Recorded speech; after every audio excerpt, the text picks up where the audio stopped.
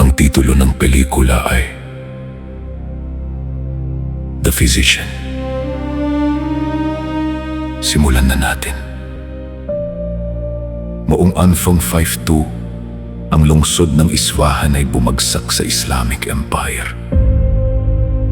Kaya ang medisina at agham ay ipinagbawal sa Persia. Dahil dito, napilitan ang mga doktor na tumakas sa lungsod at maghanap ng bagong tahanan. Si Dr. Rob ay kasalukuyang nasa isang barko kasama ang kanyang buntis na asawa na si Rebecca. Naglalakbay sila papuntang England kasama ang kanilang medical team at nagdiriwang ang lahat ng makita ang isla. Sa kasamaang palad, isang mabagsik na bagyo ang biglang lumitaw sa langit at naging dahilan para mawalan ng kontrol ang barko. Habang sinusubukan ng crew na panatilihin ang direksyon ng sasakyang dagat, pumutok ang panubigan ni Rebecca, kaya ginabayan siya ni Rob sa panganganak at di nagtagal ay ipinanganak ang isang cute na sanggol na lalaki. Isa pang sandali ng sayang naputol ng bumangga ang barko sa mga bato.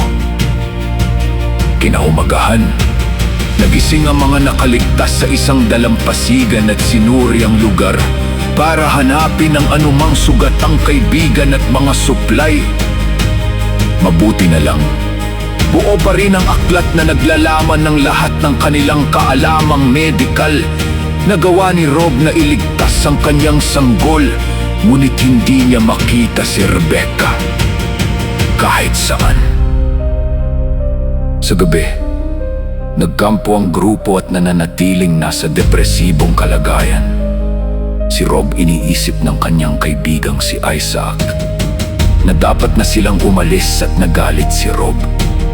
Sinasabing gusto niyang manatili robon hanggang makita niya si Rebecca. Nagalit din si Isaac. Itinuturo na patay na si Rebecca at 12 ng tao ang namatay para sa pangarap ni Rob kagabi. Sa wakas, natauhan si Rob at nagsimulang maglakbay ang grupo. Sa huli, nakarating sila sa London at sinabi sa mga gwardiya na narito sila. Para makipag-usap sa medical guild, pinatawan sila ng dagdag na bayad para sa kanilang kamelyo at ipinaalam na ang mga Hudyo at Muslim ay kailangang umalis sa lungsod bago lumubog ang araw. Habang naglalakad sa kalye, aksidenteng nabangga ni Rob si Weisel, isang batang magnanakaw na tumatakbo palayo sa lalaking ninakawan niya. Pagkatapos ng isang maikling habulan, nahuli siya ng lalaki at inalis sa pwesto ang kanyang balikat para mabawi ang kanyang pitaka. Bumagsak si Weisel sa sakit, kaya inalot ni Rob ang kanyang tulong at madaling ibinalik sa ayos ang kanyang balikat. Pagkatapos, kumayag si Weisel na dalhin sila sa medical guild. Habang naglalakad sila sa bayan, napansin ng grupo na ang mga tao rito ay gumagamit pa rin ng lumang paraan ng paggaling at karamihan sa mga ito ay napakasakit. May isang baliw na naniniwalang aso siya, kaya humingi ng tulong ang kanyang kasama kay Royal Dr. Leafick. Gayunpaman, sinipa ni Leafick ang baliw at sinabing sa mga kuweba siya nababagay. Sa sandaling iyon, nagtipo ng mga tao sa plaza para sa isang pagbitay. 4 na tao ang inakusahan ng mga mangkukulam, ngunit sila ay mga Celts na itinuturing na laban sa Kristyanismo. Ibinaliwanag ni Weisel na hinahabol ng mga sundalo ang mga pagano, ngunit hindi masaya ang pinuno ng hukbo na si Godwin tungkol dito. Nang sindihan ng tulos, nasunog ang lubid na humahawak sa mga bihag at nagawa nilang makalaya. Sa sandaling subukan nilang tumakas, pinalibutan sila ng mga sundalo at inatake sila. Lumaban si Duff at nagnakaw ng espada na lumikha ng pagkakataon para makatakas siya at ang kanyang mga kaibigan. Pagkatapos, nakakuha ng pagkakataon sina Rob at Isaac na makausap ang mga royal physician na sina Levick. At kung gusto nilang ibahagi ang kanilang kaalaman at magsanay ng mga bagong doktor, gayunpaman, ipinaliwanag ni Hun ng ang mga hentrero kay hindi maaaring mag-practice ng medisina. Sa lungsod at tinutusan ng mga sundalo na hilahin palabas ang dalawa. Sa gabi, pinag-uusapan ng grupo kung ano ang susunod na gagawin. Ngunit naputol sila ni Rose na humihingi ng tulong. Dinala na sila sa isang silid kung saan nagtatago ang mga tumakas na Celts. May impeksyon ang binti ni Duff at natakot siya nang marinig na maaaring kailanganin itong putulin. Ngunit mas malapitan itong sangguri ni Rob at sinabi, kaya niya itong gamutin. Habang nilalagyan niya ng lunas ang sugat, ipinaliwanag ng mga Celts na nasa panganib ang kanilang mga nayon at nagsimula ang lahat ng pagkatay. Sa mga pagan ng pakasalan ng hari, ang kasalukuyang reyna, palagi siyang tuntis. Ngunit ang kanyang mga sanggol ay hindi kailanman nabubuhay.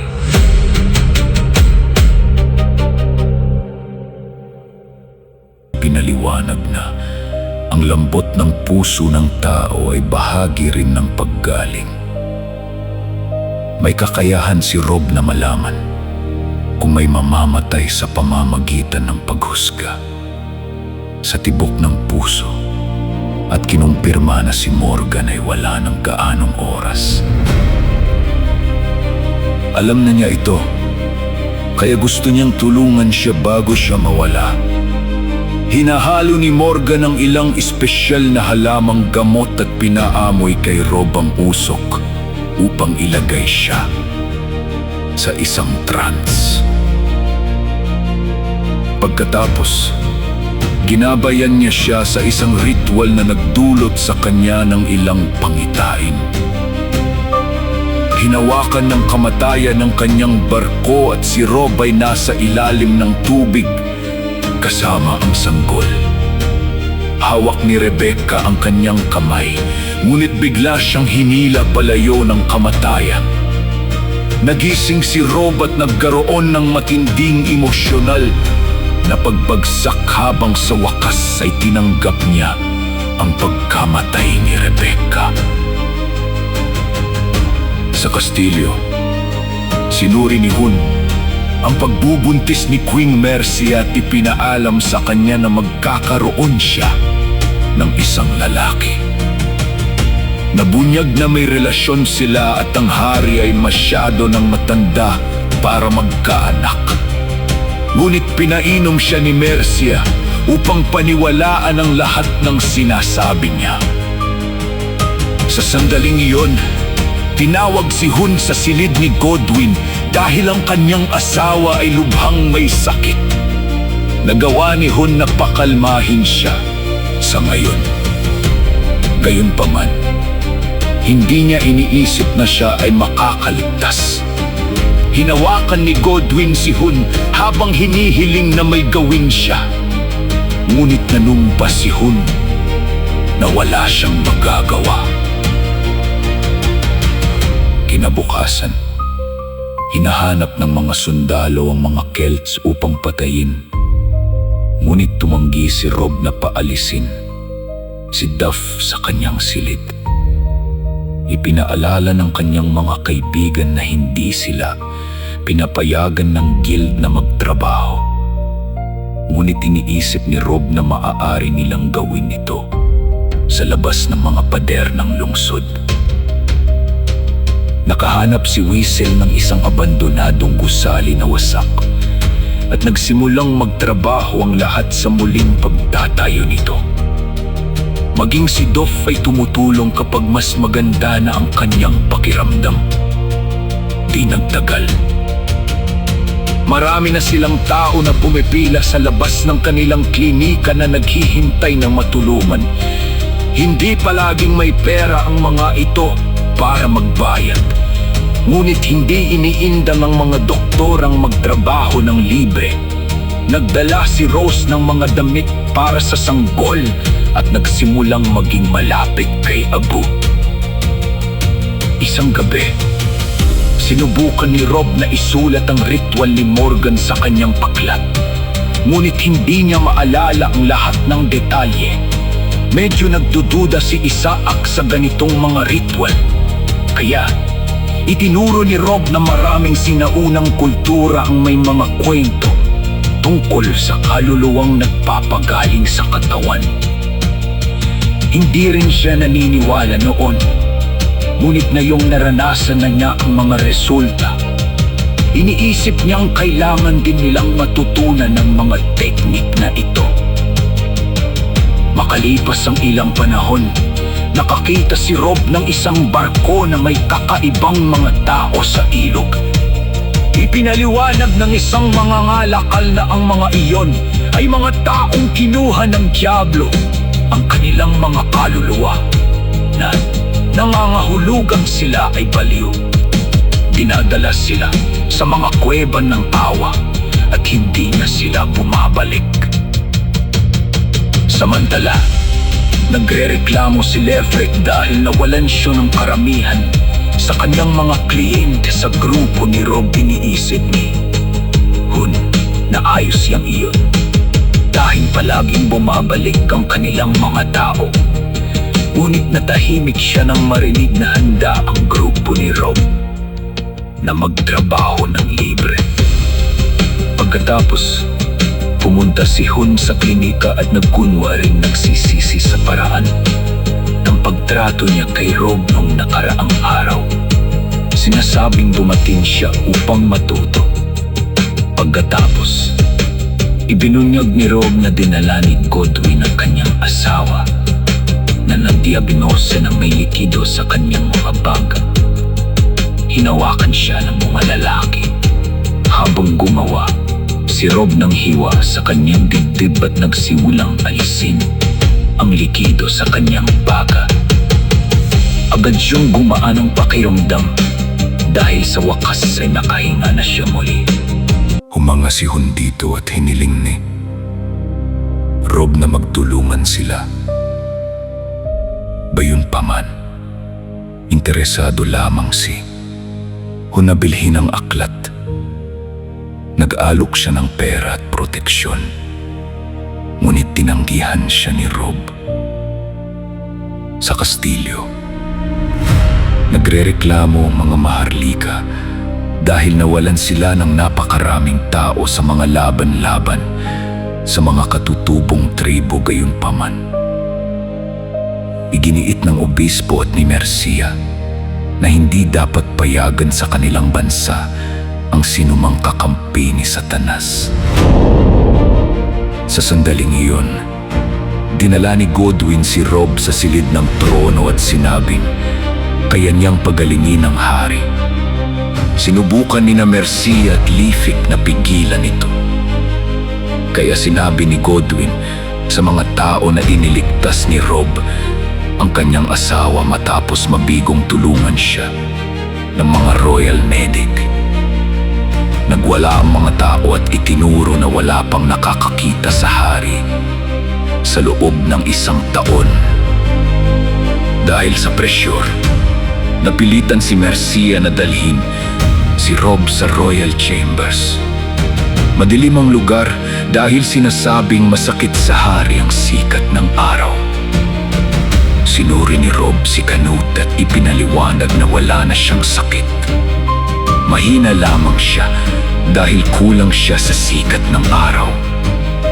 Nang alisin ni Rob ang mga kurtina, lumakad si Canute papunta sa bintana at nagsimulang gumaan ng pakiramdam. Pagkatapos, bumalik si Canute sa silid ng trono kung saan sinalubong siya ng mga tao ng sigawan ng tuwa. Gayunpaman, hindi masaya si Hun tungkol dito. Pagkalipas ng ilang linggo, napakaganda na ng pakiramdam ni Canute, kaya muli siyang nagpunta sa pangamaso.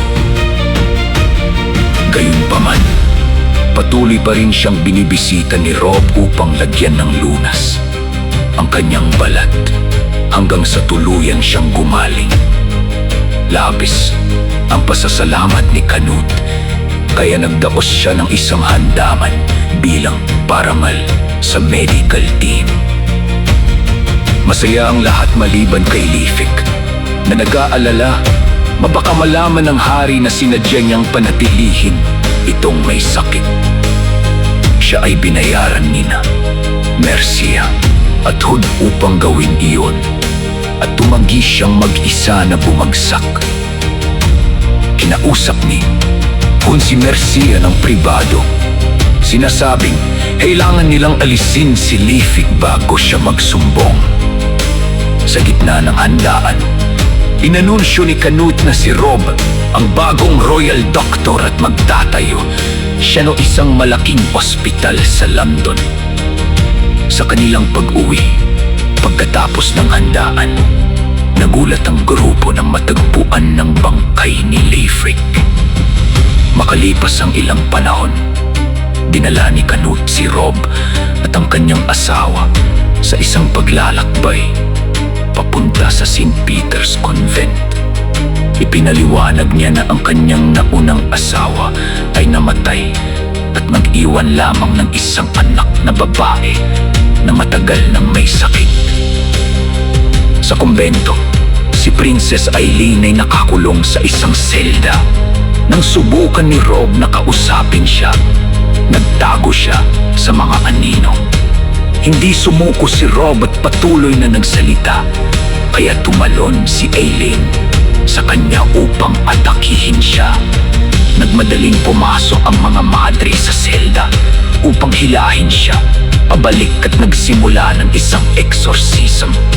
Nagreklamo si Rob dahil tinatrato si Eileen na parang hayop at tinanunsyo na gagamitin nila ang kanyang mga pamamaraan mula ngayon. Sa hapon, bumalik si Rob sa selda at nadiskubre na si Eileen ay nakasuot ng straight jacket. Agad niya itong pinalaya at binigyan ng isang mansanas. Nagbanta si Eileen na ihahagis iyon sa kanya tulad ng madalas nang gawin sa mga madre. Ngunit kinain niya ito sa halip.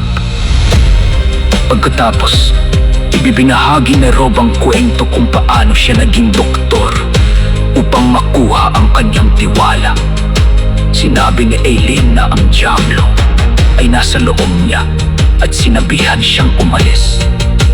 Ngunit tiniyak niya mawala iyon at napansin ang mga guhit na ginawa niya sa pader. Nang tanungin niya ito, nagsimulang manginig si Eileen sa takot, kaya niyakap siya ni Rob upang pakalmahin siya. Kalaunan, ipinakita ni Rob ang mga kopya ng mga guhit ni Eileen. Ipinaliwanag ni Canute na ang isa sa mga ito ay ang maskara ng sayaw ng kamatayan. Bahagi ito ng libangan ng korte. Pagkatapos ng isang piging, ang anyo ng kamatayan ay pumapasok at tinikuha ang lahat sa kamay upang ipakita na ang kamatayan ay dumarating para sa lahat. Gayunpaman, nang tanungin ni Rob ang tungkol sa buhit ng isang taong may sungay, tumanggi si Canute na pag-usapan ito. Sa gabi, sinubukan ni Mercia na magkaroon ng intimate moment kay Canute, na pinigilan siya upang magkaroon ng seryosong pag-uusap. Ipinaliwanag niya na masaya siya nang makita si Lifik na patay dahil sa ginawa nito sa kanya, at nanupang dudurugin niya ang mga buto ng sinumang susubok na saktan siya muli. Napagtanto ni Mercia na ito ay isang babala.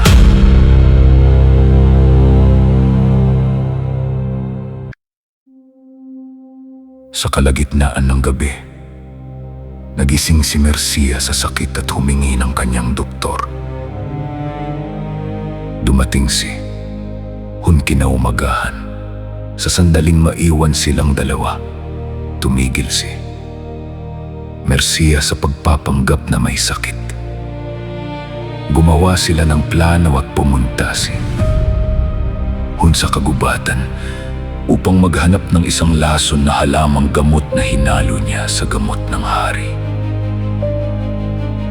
Kinabukasan, sinabi ni Rob kina Godwin at Canute na ilalagay niya si Eileen sa isang trance upang subukang maintindihan kung ano ang nangyayari sa kanyang isipan. Na parang pangkukulang para kay Canute, tiniyak ni Rob na ito ay isang uri ng paggaling bago ilapat ang lunas. Sa selda, ginabayan ni Rob si Eileen sa ritual na itinuro ni Morgan D. Nagtagal. Nagkaroon si Eileen ng pangitain ng kamatayan, isang hari na may espada at isang babae na napapalibutan ng mga taong may maskara. Nagsimula siyang ulitin na narito ang dyablo, kaya kinailangan siyang pakalmahin ni Rob. Habang naghihintay, nagsimulang makaramdam ng matinding sakit si Canute. Nakita siya ni Rob mula sa bintana, kaya pinutol niya ang ritual upang tumulong. Ngunit nakasara ang pinto ng selda. Tumingin si Canute kay Mercia at napagtanto na nilason siya nito bago siya tuluyang namatay. Sa London, sinabi ng obispo sa mga mamamayan na pinatay ni Rob si Canute. Sinasabing nagtatrabaho siya para sa mga Celts. Ang galit na mga tao ay sumugod sa klinika at nagsimulang pumatay ng mga doktor habang sinusunog ang lahat. Natakot ang kamelyo, kaya hinila nito ang kanyang tali hanggang makawala at makatakas. Nagmadaling kunin ni Abu ang sanggol, itinago ito sa kanyang mga damit. Sinubukan ni isa at naprotektahan ng aklat, ngunit sinaksak siya ni Hun sa braso at ninakaw pa rin ito. Sa kanyang paglabas, hinarangan siya ni Duff, kaya inutusan niya ang kanyang mga sundalo na gambalain ito habang siya ay tumatakbo. Naghihintay si Whistle sa pintuan at pinadapa siya upang mabawi ang aklat. Matapos tulungan ni Abu si Isaac sa kanyang sugat, tumakas sila kasama sina Duff, Whistle at ang aklat. Sa kasamaang palad, pinalibutan sila ng hukbo at muling kinuha ni Hun ang aklat. Si Rob at ang apat na nakaligtas ay ikinulong habang nanonood si Rose mula sa mga anino. Sa kastilyo, inanunsyo ng obispo si Mercia ang mamumuno hanggang sa maipanganak ang kanyang anak. Itinuro ng mga maharlika na si Eileen ay buhay pa at hindi sila naniniwala sa kwento ng sakit dahil hindi nila siya nakita sa loob ng maraming taon. Pumayag si Mercia na magpakita ng patunay. Naglakbay si Godwin papunta sa kumbento upang kunin si Eileen at labis siyang masaya na makalabas muli, kaya pinatunog niya ang kampana nang mapalapit siya sa gilid ng balkonahe. Sandaling nag-alinlangan si Godwin bago siya hilahin pabalik. Pagbalik ni Godwin sa kastilyo, sinabi niya kay Mercia na si Eileen ay nagpakamatay. Ipinasa ni Mercia ang balita sa mga maharlika bago siya nagsimulang makaramdam ng contractions. 12 oras ang lumipas, hindi pa rin naipapanganak ang sanggol. Sa desperasyon, tinawag nila si Rob para tumulong. Hiniling ni Rob na palayain ang kanyang mga kaibigan at anak at isang pangako na hindi sila sasaktan. Kaya pumayag si Hun. Pagkatapos, tinanong ni Rob si Hun kung nilason niya ang hari sa utos ni Mercia. Sinubukan ni Hun na ilihis siya.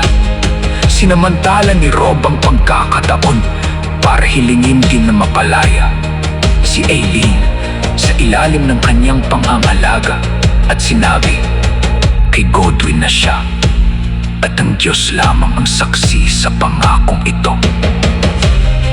Pagkatapos, sinuri ni Rob si Mercy at nagbas siya na kailangan niya ng isang operasyon. Makalitas ang ilang oras, ipinanganak ang isang sanggol na babae. Gayunpaman, gusto pa rin ni Mercy na ipakatay si Rob samantala. Palihim na pumasok si Rose sa baraks at kinuha ang sanggol mula kay Abu bago ng tago. Nang dalhin ni Godwin si Rob, pinalain niya siya at ang kanyang mga kaibigan. Hinihiling sa kanila na hanapin si Aileen sa mga kuweba ng Awa upang maayos niyang pamunuan ng bansa.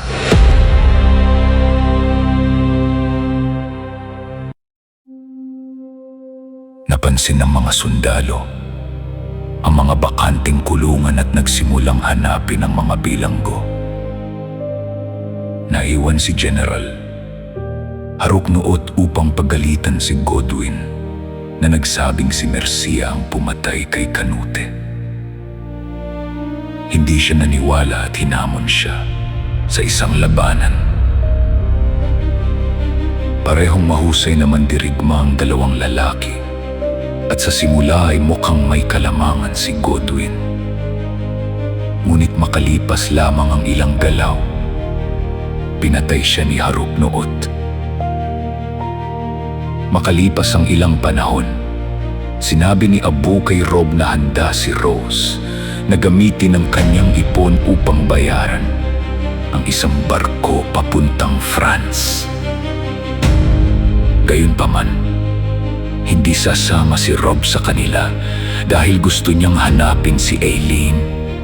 Sinasabing kailangan niyang tulungan ang bansang ito upang magkaroon ng saysay ang pagkamatay ni Rebecca. Sina Weasel, Abu at Duff ay nagpasya na tulungan siya, habang si Rose ay nanatili sa isang nayon kasama ang sanggol at si Isaac na nagpapagaling pa. Sa kastilyo, kinoronahan si Mercia matapos ipakita ang sanggol sa mga maharlika. Nakatanggap si Haruknuot ng balita tungkol sa paglalakbay ng grupo. Kalaunan, dumating ang grupo ni Rob sa mga kuweba ng Awa. Sa una, tila walang laman ang lugar. Ngunit nang magsimula silang mag-explore, lumabas ang mga baliw mula sa pagtatago. Isang babae ang naghanda na tamaan sila gamit ang isang bato. Ngunit pinigilan siya ni Rob sa pamamagitan ng kabaitan. Tinanong niya ang karamihan tungkol kay Aileen, kaya dinala sila ng babae sa ibang bahagi ng kuweba. Sa kanilang gulat, ang mga tao roon ay kumakain ng laman ng tao. Nang kagati ng babae ang balikat ni Weasel, sumigaw siya at nagkagulo ang lahat. Nagsimulang habulin sila ng mga baliw. Kaya umakyat ang grupo sa isang kahoy na estruktura at sinipa ang sinumang sumunod sa kanila. Matapos ang ilang pakikibaka, tumakbo sila papunta sa ibang kuweba. Nakita ni Rob ang lalaking kumikilos na parang aso at tinanong siya tungkol kay Aileen. Pinahawak siya nito sa kanyang tali at dinala siya sa mas malalim na bahagi ng kuweba kung saan binatos siya ni Aileen. Mainat na lumapit si Rob at niyakap siya ni Aileen. Nang makilala siya, mabilis siyang inilabas ng grupo mula sa kuweba at gumaan ang pakiramdam niya sa sikat ng araw. Samantala, dumating si Haruknuot at ang kanyang mga tauhan sa nayon at hinuli sina Rose, Isaac at ang sanggol. Dinala sila sa kastilyo at nagbanta. Si Mercia na papatayin ng sanggol kung hindi nila sasabihin kung nasaan. Si Rob ipinaliwanag ni Isaac na hinahanap niya ang prinsesa. Ngunit tumawa si Mercia dahil iniisip pa rin niyang patay na si Aileen. Ilang sandali pa, dumating ang grupo sa isang nayo ng Celts na nasusunog. Tinulungan ni Duff ang isang matandang mag-asawa na maghukay ng libingan para sa kanilang namatay na anak. Habang tinanong ni Rob ang tungkol kay Morgan, nalaman niyang umalis na siya kasama ang ibang mga tumakas. Nang mapagtanto ng matandang mag-asawa na si Aileen ang nawawalang prinsesa, lumuhod sila sa kanya. Sa London, sinabi ni Harok Nuot kay Mercia na may mga balita ng pagsasama-sama ng mga nayo ng Celts upang lumaban dahil ang prinsesa ay kasama nila. Iniisip ni Mercia na mali ang mga balita o may impostor. Ngunit itinuro ni Haluknot na iniisip ng pangkalahatang populasyon na hindi dapat maging reyna si Mercia. Isang galit na si Mercia ang nagbasya na kailangan niyang makasal ang mga balita mismo. Samantala, pinag-aaralan ni Hun ang aklat, ngunit hindi niya ito maintindihan. Hiniling niya kay Mercia na iligtas ang buhay ni Isaac upang maturuan siya kung paano basahin ang aklat. Desperado na maging pinakamahusay na doktor sa mundo. Tinawag siyang kaawa-awa ni Mercia at sinabi niya ang mga bilanggo ay papatayin kinabukasan. Sa gabi niyon, inilabas ni Hun sina Isaac, Rose at ang sanggol mula sa selda at dinala sila sa hangganan ng lungsod. Ibinalik niya sa kanila ang aklat. Hinihiling na iligtas ang mahalagang kaalamang ito. Matapos makatakas ang grupo sa lungsod, pumasok si Hong sa isang paliguan at tinakpan ang kanyang sarili ng gamot ni Kanote. Nang matagpuan siya ni Mercia, umiyak siya habang pinapanood siyang mamatay.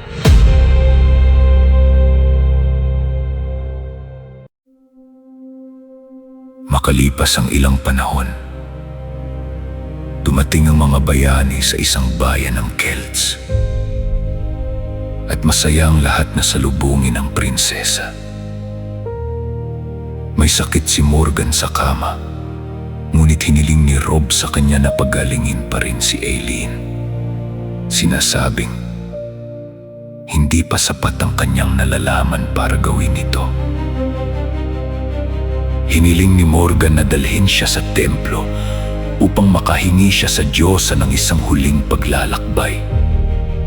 Inihanda ng mga lokal ang isang stretcher at sama-samang binuhat.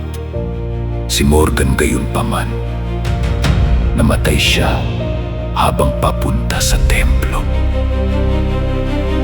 Hiniling ni Aileen kay Rob na pagalingin siya. Naniniwalang makakamit nila ito ng magkasama. Tinulungan ng mga Celts si Rob na simula ng ritual. Matapos muling makita ang kamatayan, naalala ni Aileen ang isang alaala. Bilang isang bata, nag-e-enjoy si Aileen sa handaan ng kanyang ama at sa panahon ng sayaw ng kamatayan, dinala siya ng kanyang misteryosong kaibigan upang makita ang kanyang ina. Natagpuan ni Aileen ang kanyang ina sa gitna ng isang tila. Hindi angkop na ritual at hiniling ng kanyang kaibigan na sabihin niya ito sa kanyang ama. Nang sabihin ni Aileen kay Kanute ang kanyang nakita, Pinatay niya ang kanyang ina at ang lahat ng taong kasama sa ritual. Ayaw makita ni Eileen ang madugong pangyayari, ngunit pinilit siya ng kanyang kaibigan. Sinabi ng kaibigang ito, sa kanya na ang mga Celts ay masama at na si Eileen ay may dugo ng Diablo. Matapos ang matinding pakikibaka, naalala ni Eileen na ang kaibigan ay si Mercia. Sa kasalukuyan, nagising si Eileen na mas maayos ang pakiramdam. Ipinaliwanag niya na ang kanyang ina ay isang Celt siya, ay nasa isang fertility ceremony. Dahil nais niyang bigyan ng anak na lalaki ang hari at ang lalaking may sungay ay isang druid. Pinaniwala ni Mercia si Canute na ang kanyang asawa ay hindi tapat at pinatay niya ito dahil doon. Sa sandaling iyon, dumating si Mercia kasama ang kanyang mga sundalo upang lusubin ang bayan ng Celts. Matapos magpakawala ng mga kalaso na may apoy upang pumatay ng ilang tao at sindihan ng lugar. Sumulong ang mga sundalo habang nagmadaling harangan ng mga lokal ang pintuan. Sinubukan ni Rob na pigilan si Eileen sa pagsali sa labanan. Ngunit sinabi niyang ito ay isang bagong simula at umalis pa rin. Sumugod ang mga sundalo sa bayan at agad nagsimula ang isang mabagsik na labanan. Nabagsak si Whistle nang tamaan siya ng isang palaso. Kaya dinala siya ni Doff sa infirmary, kung saan ginagawa ni Abu ang kanyang makakaya upang alagaan ang lahat ng sugatang lalaki. Nang buksan nila ang damit ni Whistle upang tingnan ang sugat, nadiskubre nilang siya ay isang babae. 12 ng tao ang namatay sa magkabilang panig. Ngunit natigil ang lahat ng lumitaw si Eileen na may dalang espada at kalasag. Sinabihan ni Mercia ang kanyang mga tauhan na patayin ang impostor, ngunit walang kumilos. Pagkatapos, ibinahagi ni Eileen ang ginawa ni Mercia sa kanyang mga magulang at inanunsyo na narito siya upang angkinin ang trono sa ngalan ng kapayapaan bilang parehong Celt at Kristiyano. Lumuhod ang mga tao habang pinaalala ni Eileen sa lahat ng kanyang mga magulang ay nagpakasal upang pag-isahin ng dalawang kultura. At maging si Harutnuot at ang obispo ay nagpasya na tanggapin siya bilang tunay na reyna. Lumuhod si Mercia na umiiyak kaya lumapit si Eileen sa kanya. Iniisip na siya ay nagsisisi gayunpaman. Umaarte lamang si Mercia at mabilis siyang sinaksak. Pagkatapos, inanunsyo niya na napatay niya ang kalahating dugo. Kaya mabilis siyang pinatay ng mga mamamana gamit ang mga palaso. Nagmadaling pumunta si Rob sa tabi ni Eileen at sinuri ang kanyang tibok ng puso upang kumpirmahin na siya ay mabubuhay. Pagkatapos, bumalik si Eileen sa London bilang lehitimong reyna at maging ang kamelyo may sinalubong siya ng isang sigaw. Makalipas ang ilang taon, nagdagdag si Rob ng isang kabanata tungkol sa kahalagahan ng mental health sa aklat. Nang bumisita si Eileen sa kanya, ibinahagi niya na siya ay nakatakdang ikasal sa isang lalaki mula sa kanluran upang lumikha ng alyansa sa mga pamilyang Saxon. Gayunpaman, hindi iyon ang nais ng kanyang puso. Hinawakan niya ang kamay ni Rob at nagpasalamat sa kanya. para sa kanyang buhay wakas. Maraming salamat kaibigan sa patuloy na pagtangkilik at pagsuporta. Muli ako, si Richard Belen. Goodbye!